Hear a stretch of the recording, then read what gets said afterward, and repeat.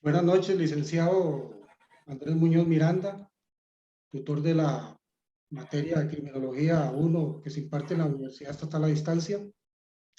Nosotros somos el grupo conformado por los estudiantes Leonardo Hurtado Navarrete, José Federico González Elizondo, Daniel Jesús Araya Aguilar y Jorge Antonio Avendaño Solano. El tema que vamos a exponer en este video es sobre el criminal nace o se hace paradigma del criminal nato. Bueno, la escogencia de este tema lo hicimos porque nos parece que es un tema, por decirlo de alguna manera, fascinante, que tiene muchísima material y muchísimo material didáctico para desarrollar el tema, y también tenemos o sea, se puede ampliar muchísimo una exposición y por sí mismo, digamos, el tema es fascinante por el título que tiene, pues llama a la discusión, llama a la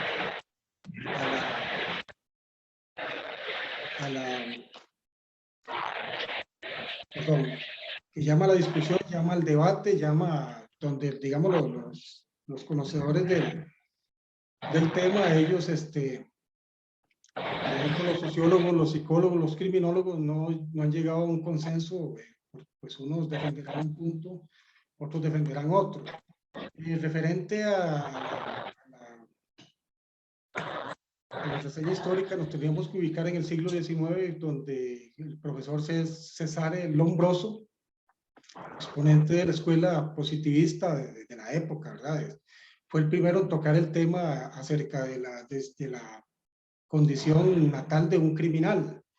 Él incluso llevó estudios ahí porque en su condición de médico fue director de un hospital psiquiátrico, y parte de su trabajo era observar el comportamiento de los internos. Él llevaba estudios ahí, los llevaba también en unas estadísticas, y fue, digamos, cuando él se interesó en la parte criminal, fue cuando tuvo la oportunidad de observar el cráneo de un criminal, donde él observó ciertas anomalías que no las tiene un cráneo de una persona normal, según su opinión. Aparte de eso, lo comparó con algunos cráneos de algunos animales. Asimismo, él desarrolló una serie de teorías, por ejemplo, el factor físico, que indica, por ejemplo, que un criminal tiene el cráneo más pequeño, tiene un maxilar inferior más alargado, tiene la parte de la ceja arriba como una protuberancia ahí muy salida, muy diferente a cualquier otra persona. Y también habló sobre la parte fisiológica, que esta gente usa mucho de andar tatuajes con motivos violentos, con motivos sexuales. Asimismo, habla de la parte psíquica, que indica que esta gente son inmunes al frío o al calor, por lo que ellos, pues a la hora de cometer un crimen, lo hacen con la total frialdad del caso. Asimismo, lo hacen así, con toda la frialdad del caso. Hay otra señora también, una escritora británica, que ella ubica a los criminales en dos categorías. Está el criminal que es por su época adolescente, que delinque hasta cierto punto ahí de madurez de él, ya se aparta de la cuestión de la criminalidad, pero al parecer esto lo hace por mimetismo, o sea, por estar imitando comportamientos de familiares o de vecinos. Asimismo está el criminal que lo es por cuestiones neurológicas, psicológicas, dice ella, que es el criminal que ya va a ser criminal desde niño, adolescente, hasta el día que se muera.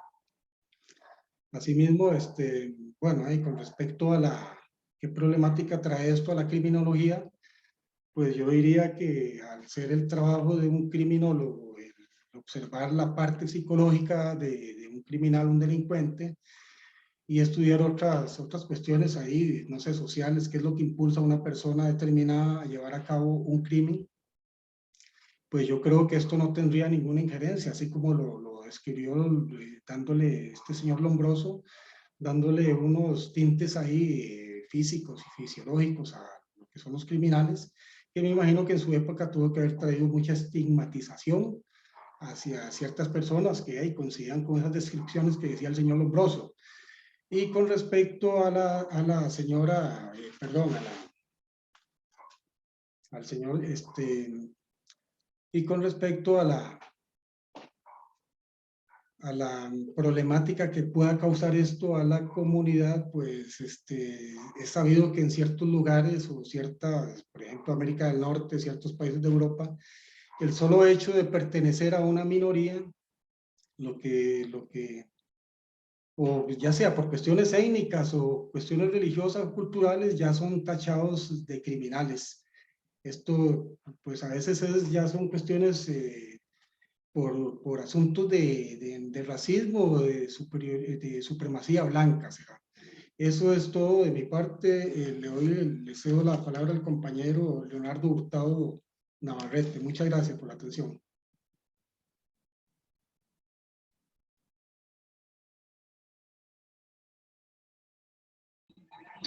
Buenas compañeros, buenas noches, al profesor también. Mi nombre es Leonardo Hurtado. Al momento que voy a hablar sobre los principales postulados y teorías de nuestro tema. Primeramente tenemos las teorías que nos indican que el delincuente nace ya con ciertas características, tanto físicas como psicológicas, que lo pueden diferenciar de una persona normal. De estas son las que vamos a hablar primeramente. Como mencionó el compañero, César Lombroso fue el primer criminólogo interesado en este tipo de cosas. Fue un italiano y defiende que el delito, perdón, es el resultado de ciertos impulsos o tendencias innatas de una persona y que pueden observarse de ciertos rasgos, tanto físicos como psicológicos, en los delincuentes habituales. Como mencionó el compañero, como rasgos en sus cráneos, en la mandíbula, orejas y ciertos tipos de comportamientos, ¿verdad? Por otro lado tenemos a Rafaelo Garófalo, sí, el cual en sus estudios se basaron más que todo en vez de características físicas, en condicionamientos fisiológicos que llevan al delincuente a delinquir. Este piensa que hay una herencia endógena, o sea, ya es algo mental, que es la que influye en el delincuente, ya que dice que estos factores, digamos, al haber una variación, es lo que ocurre para que el delincuente delinca, porque, digamos, al no haber variación, una persona normal, no va a tener esa tendencia a delinquir. Aparte de pensadores criminológicos, también tenemos teorías aportadas por diferentes ramas de otras ciencias a la criminología. Primeramente tenemos a la rama de la fisionomía. Como ejemplo de esto tenemos a un artista que se llama Giovanni Della Porta. Este es un artista muy famoso en su tiempo y era un experto en la técnica de la observación. Este nos dice que existen características igualmente en la forma de la cabeza, del cuello, las orejas, que se pueden apreciar en una persona que es delincuente y en una persona que no. A este personaje, bueno, cuando en su tiempo todo el mundo le creyó por lo mismo, porque era una persona muy respetada. Decía que la cabeza, la frente, la nariz, las orejas, los dientes, diferentes características, que tal vez los dientes eran más grandes o disparejos, que las orejas eran más abiertas, que la nariz era como más ancha y la cabeza tenía deformaciones. Otra ciencia que aportó esas teorías, una de las teorías fue la frenología. Aquí como representante tenemos a Francois Galí. Ya tiene una teoría un poco más escueta, por decirlo así, porque él lo que decía es que los sentimientos y los pensamientos de las personas estaban fuera del cerebro. Entonces, que ahí, fuera del cerebro, o sea, fuera por la parte de fuera del cráneo, era donde estaba este instinto criminal. Y según él, pues estudiaba estas cosas con mapas cerebrales, que era lo que se le conocía. Ya después, con el pasar de los tiempos, eso pues se fue aclarando, ¿verdad? Porque ya se hicieron más estudios científicos comprobados y así. Y ya vinieron las teorías donde dice que el delincuente se hace. Como, por ejemplo, al principio de los primeros tenemos a Tomás Moro, que fue el primer pensador que consideró que los factores externos eran los que influían en el individuo para que se convirtiera en un delincuente, como los factores socioeconómicos, la estructura social, la sociedad en sí, la repartición de la riqueza. Él decía que digamos, que obviamente al estar la riqueza más repartida, unos más y otros menos y otros prácticamente nada, pues se veían obligados muchas veces a delinquir para conseguir algo de dinero. Eso era lo que él decía. Por otro lado, también tenemos a Juan Jacobo Rousseau, quien fue un suizo, igualmente. Tenía el pensamiento de que el hombre era bueno por naturaleza. Él decía que era bueno por naturaleza y que era la sociedad la que lo corrompía, igual que el primer pensador, que era la sociedad que lo corrompía y que la estructura social era la que lo llevaba a eso. Y también le echaba la culpa al Estado, porque decía que si el Estado estaba mal organizado, que al estar mal organizado el Estado, se hacían tantos delincuentes, que si el Estado estaba mejor organizado o podía llegar a estar mejor organizado en algún momento, pues los delincuentes iban a bajar, porque tanto las políticas de, para combatir la delincuencia, el, el empleo, el desempleo, las oportunidades, y el Estado se organizaba mejor, todo eso iba a bajar. Esa era la teoría de él, y que por eso era que se hacían tantos delincuentes. Y por último tenemos a Enrico Ferri, quien igualmente fue un importante criminólogo, perdón, y es el padre de la criminología moderna.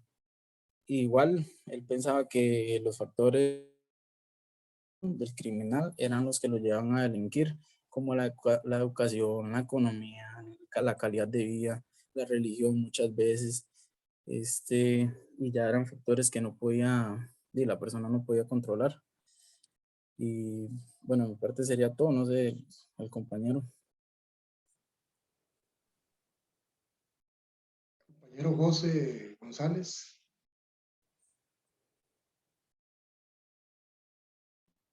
Buenas noches, compañeros, así mismo como buenas noches ahí para el profesor. Para ampliar un poquito más sobre el tema ahí que toca ahora o que tocó el compañero anterior, pueden haber múltiples teorías o hay múltiples teorías, pero no existe un patrón o no tenemos un patrón único que indique si un individuo será o no será un criminal. Eso se va generando hasta que él llegue a cometer un delito o hasta que cometa un delito nos damos cuenta si la persona es criminal o no. Igual, se dan múltiples factores, como indicó el compañero, y para ampliar un poquito más sobre el tema y tocar más ahí sobre el asunto de los factores,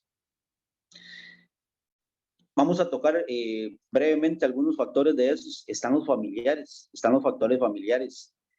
Hay problemas cuando las familias son muy numerosas. Cuando las familias son muy numerosas se da por ende a veces a descuidar a algunos miembros de esa familia, se le da prioridad a unos, a otros no. Entonces eso suele generar una problemática en las personas. Faltante de los padres, el factor paterno o el faltante paterno es un gran problema o se ha generado como un gran problema para que se genere delincuencia, para que se genere delincuentes. Los tipos de crianza, como se les da la crianza a los jóvenes, sobre todo hoy en día, hay crianzas muy diversas y se suele formar o se suele dar una mala formación donde a veces los jóvenes hoy en día tal vez todo lo quieren conseguir muy fácil. Entonces, como lo consiguen fácil y no lo pueden, o los padres hacen que lo consigan todo fácil, no lo pueden conseguir y llegan al punto en donde, es donde empiezan a saltar y a hacer numerosas cosas para conseguir con facilidad las cosas y ahí es donde empiezan a ver, digo, o empiezan su vida criminal. La influencia también en el ambiente, la falta de principios y valores son grandes problemáticas que se da hoy en día para la actuación criminal. Factor ambiental. ¿A qué me refiero con factor ambiental? Lugar de crianza, el ambiente en el que se cría esa persona. Vamos a poner un ejemplo y para ejemplarizar, León 13.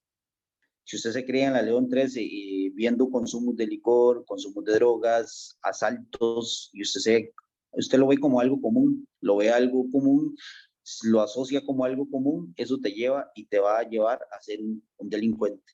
Empezás con consumo de licor, consumo de drogas, ya para consumir licor, para consumir drogas, si no tenés el dinero, entonces empezás a asaltar, ya empezás con un asalto con arma blanca, después empezás con un asalto con arma de fuego, al punto en que puedes llegar ya a volverte un asesino. ¿Por qué? Porque ya si tenés que matar a alguien para robar, para asaltar, para lo que sea, lo vas a hacer sin pensar.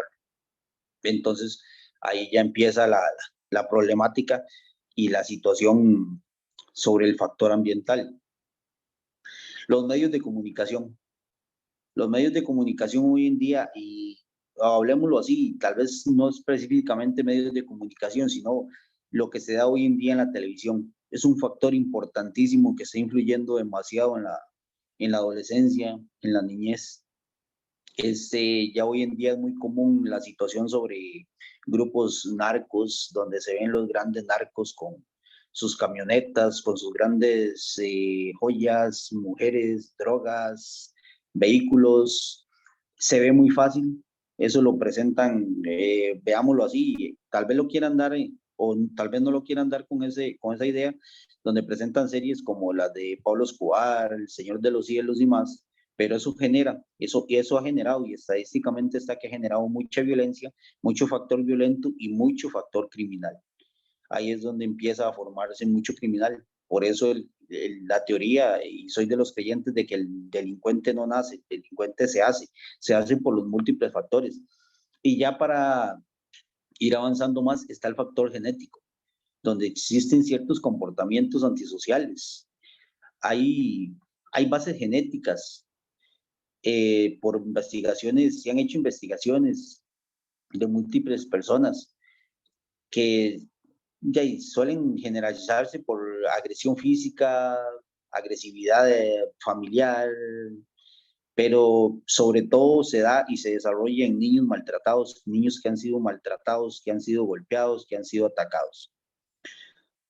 Uniendo todos estos factores antes mencionados, o si podemos decir que la mayoría podemos tener alguna respuesta a una pregunta, y esa pregunta es si el delincuente nace o se hace. Ahí podemos demostrar y podemos tocar el punto de que el delincuente se hace según, depende el factor, según la educación, tiene que ver mucho el factor educación. Una persona con poca escolaridad, con poca profesionalidad, tiende más a ser delincuente por sus situaciones de vida, por su poca preparación, por todo, y ahí tiene que conseguir las maneras, y a veces la manera más fácil es asaltar, matar, violar, abusar. Entonces se dan todos estos.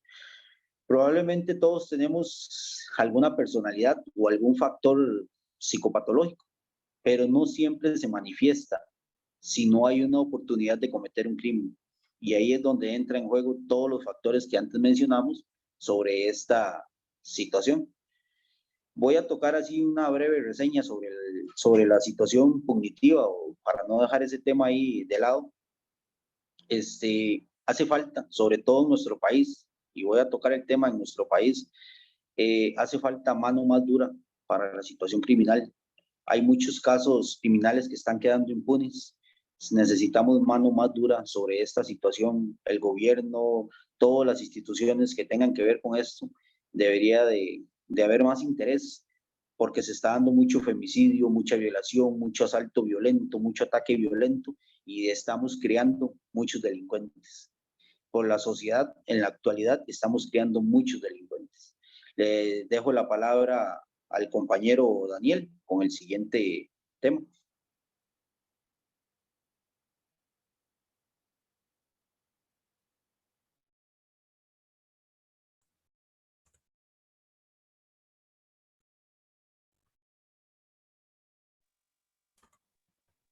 Compañero Daniel. Hola, buenas noches. Perdón. Bueno, un saludo a todos. Un saludo al profesor que nos está observando. Y bueno, muchas gracias a todos los aportes que han realizado los compañeros. Eh, Primero que todo, a mí me tocó el tema acerca de los intereses políticos y lo que viene siendo la influencia de la reacción social. Este tipo de influencia en la reacción social, a manera de introducción, podemos hablar fácilmente, como decía el compañero, del papel que tiene el delincuente en la sociedad. Como bien se sabe, lo podemos definir popularmente como uno de los mayores problemas que existen en la sociedad y también uno de los peores elementos que viene alterando la convivencia en la comunidad, ya que este mismo lo altera, por supuesto. Em, También cabe considerar que en muchos momentos, si bien es cierto, nosotros como personas no nos hemos puesto dentro de los actos delictivos y el por qué los realizan. Cabe resaltar que muchos de los actos vienen en relación con diferentes reacciones sociales en la sociedad, como bien antes decía el compañero, ya sea por motivos que lo rodean o por motivos simplemente de crianza familiar, y entre otros motivos que, si bien es cierto, la persona se rodea de ellos. Ahora bien, para definir reacción social se puede entender como diferentes maneras informales e formales que todas las personas tienen en la sociedad por medio de conductas que se consideran inaceptables y delictivas, este, en un territorio y momento que se determine, ¿verdad? También cabe considerar que en esta teoría se tiene como fin el analizar diferentes estudios para así de esta manera interpretar todas las reacciones de los grupos y también de personas individualmente en los comportamientos hacia otro individuo, ya que esto muchas veces, como bien lo dije, se olvida y también puede ser un sentimiento de expresión el cual sobresale de la realidad social y hasta una lucha por tener un espacio social digno, como por ejemplo, viene siendo las marchas feministas que se dieron en Costa Rica, o también, por ejemplo, el caso de los afrodescendientes en Estados Unidos que luchan por sus derechos. Continuando con la reacción social, se tienen que entender que existen diversos elementos imprescindibles para que se dé un buen funcionamiento en la sociedad, ¿verdad? En relación con el criminal nace o se nace. Y también cabe resaltar que la delincuencia que se presenta en la sociedad viene siendo de diferentes estructuras de control social. Estos diferentes elementos que se dan de funcionamiento en la sociedad tienen una buena relación con la reacción social, ya que muchas veces este mismo se debe de consumar en estabilizadores para la sociedad. Con esto quiero decir que se debe ejercer un buen control social por parte ya sea del Estado y de todos esos laboradores, por decirlo de esta manera, que se encargan de que la ley se cumpla. También tiene diferentes regulaciones concebidas gracias a las leyes que ha dictaminado el Estado. Em, este concepto de reacción social es de suma relevancia, ya que para muchos individuos en la sociedad, este proceso socializador recae sobre los hombros de diferentes instituciones y también se encarga de fundamentar diversas estrategias para luchar en contra de la delincuencia. Em, pero bueno, ahora siguiendo con los intereses políticos, debemos de considerar que un concepto clave para la lucha de este criminal nace o se hace es la política criminal. Cuando hablamos de política criminal, viene siendo clave, ya que es un concepto que se encarga, como bien lo dije, del análisis sobre el sistema de control social y cómo existen diferentes medidas para así ejercerlas y también luchar contra la delincuencia en todas las comunidades y abarcarla de la mejor manera. Es por esto también que existen diferentes instituciones en el Estado, las cuales se encargan sobre los diferentes estudios que ejerce la criminalidad social. Como bien decía el compañero anterior, también se han realizado diversas estadísticas a nivel social para que se den ciertos valores numéricos en los cuales se deben de considerar a la hora de ejercer los estudios criminológicos. Y por último, para dar un ejemplo claro sobre alguna institución que se encarga de los intereses políticos en el Estado, viene siendo, por ejemplo, el Ministerio de Seguridad Pública. Esta institución ha sido una de las más relevantes en el país, como bien sabemos, y también siempre se ha encargado de luchar contra la reacción social, ya que esta se encarga de un buen ordenamiento jurídico con respeto y claramente buscando el bien para todas las personas en la sociedad, como bien lo sabemos. También se encarga de la detección e investigaciones de diferentes acciones atentatorias que se dan en la sociedad. Muchas gracias, esta es mi parte y le cedo la palabra a mi compañero Jorge.